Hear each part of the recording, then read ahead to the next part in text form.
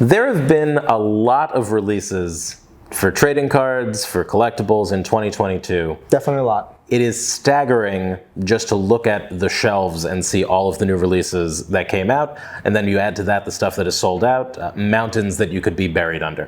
Mm-hmm. With such a heavy release year for trading cards, trading card games, sports cards, any way you want to slice it, any area you want to look at, some things have to fly under the radar.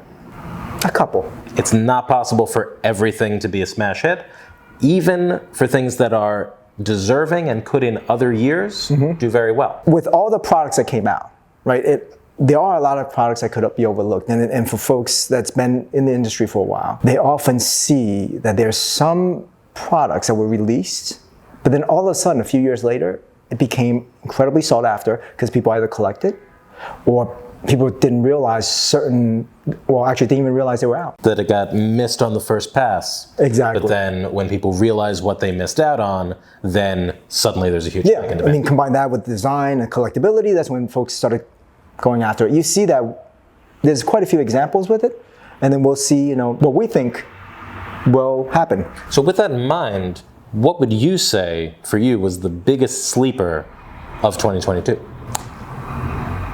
It's the biggest sleeper of 2022 because it came out in 2022, although it's a 2021 product. So this was something that was a little bit late to the party. Slightly. With all the delays that's been happening for a lot of products, it was pretty much pushed to 2022, and that is the Topps Chrome Platinum Anniversary. In fact, the price point for those boxes, the hobby as well as light, is a very, very affordable price. And that's something where people didn't realize, or that by that time, it's already in 2022. They're like, 2021, why do I really care about it? But I think it's well done, well curated. The photography is really good. And that it's something that for people who want to collect sets, whether it's refractor sets, base sets, autograph sets, it's something that it's worthwhile putting together. In fact, I am slowly putting a set of those together, like especially the refractor version of it. And often one of the indicators of if a product is going to have that kind of longevity is when you look a couple months, half a year after its release, and you see how it's performing at that point, because a lot of things will release strong and then peter out as you go. Platinum Anniversary is one that literally today someone bought some boxes of.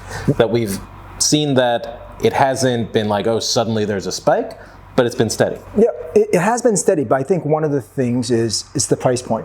The value of the boxes have dropped, and it's affordable box, like I was saying earlier, but it doesn't take away from the quality of the product. And also it's a Chrome product. Yes, it's a Chrome product. And that's a very accessible price point for a Topps Chrome product, when often I think Chrome releases at a little bit higher, and for that kind of style and those really awesome, like just quality and designs. Yep. And it's something that I would think, not necessarily in the next couple months, but it would be more like when you're looking at a couple years later, people will start looking at those cards and the designs and the players in there, and would consider that that's something that they want to collect.